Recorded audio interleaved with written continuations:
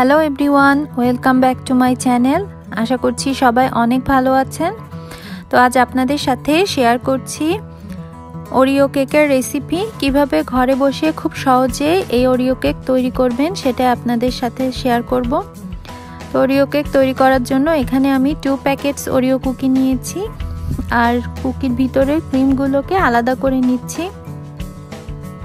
এবার একটা ব্লেন্ডারে আমি কুকিগুলো দিয়ে গুঁড়া করে নেব।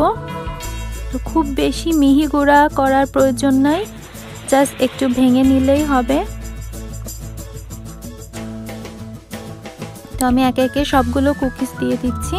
তো এই যে দেখতে পাচ্ছেন আমি গুঁড়া করে নিয়েছি। এখন আমি এখানে অ্যাড করব 1 চা চামচ বেকিং পাউডার, আর দিয়ে দেব 1/2 চা চামচেরও কম বেকিং সোডা। এখন আমি অ্যাড করব মিল্ক। তো মিল্কটা একবারে না, আস্তে আস্তে অ্যাড করতে হবে আর এভাবে মেশাতে হবে। এখানে আমি 1 কাপের মতো মিল্ক ইউজ করেছি। তো কেক ব্যাটার যেরকম হয় ঠিক সেই রকমই একটা ব্যাটার তৈরি হবে।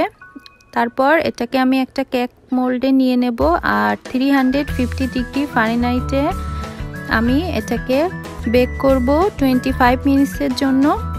আমি এখন ওভেনে এটাকে দিয়ে দেব। ওভেনটা আমি আগে রেডি করে রেখেছি। তো 25 মিনিটস হয়ে গেছে, আমি কেকটা বের করে এনেছি। দেখুন কত সুন্দর করে কেকটা বেক হয়েছে, দেখেই বোঝা যাচ্ছে। তো আমি এটাকে এবার একটা প্লেটে ঢেলে নিচ্ছি। তো নিচের পার্টটাও দেখুন কত সুন্দরভাবে বেক হয়েছে। এখন আপনারা ইচ্ছা করলে এভাবেও খেতে পারেন, আর না হলে ডেকোরেটও করতে পারেন যে ক্রিমটা ছিল সেটা দিয়ে। তো আমি এটাকে মাছ বরাবর কেটে নিয়েছি, দেখতে পাচ্ছেন। এবার আমি এখানে দিয়ে দেব সামান্য পরিমাণ মিল্ক দিয়ে এটাকে একটু ভিজিয়ে নেব কেকটাকে।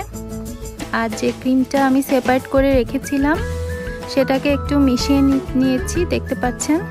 এটাই আমি এখন স্প্রেড করে দেব।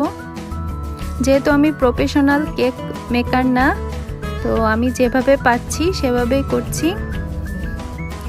আসলে কেক ডেকোরেট করতে করতে হয়ে যায়, এটা একটা অনুশীলনের ব্যাপার। তবে যেরকমই হোক না কেন ডেকোরেশন টেস্ট কিন্তু খুবই ইয়ামি হয়েছিল। আপনারা অবশ্যই বাসায় একবার ট্রাই করবেন। বিশেষ করে বাচ্চাদের তো খুবই পছন্দ এই ওরিও কেক।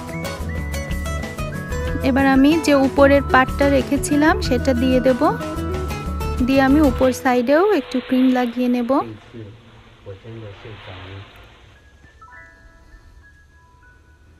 তো দেখলেন কত সহজেই ঘরে বসে এরকম একটা ওরিও কেক আপনারা তৈরি করতে পারবেন।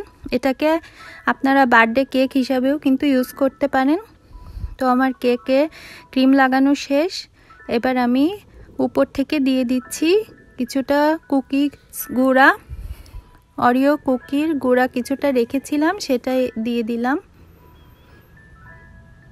এবার আপনারা ইচ্ছা করলে ভিতরের সাইডে এরকম চকলেট দিয়েও ডেকোরেশন করে নিতে পারেন।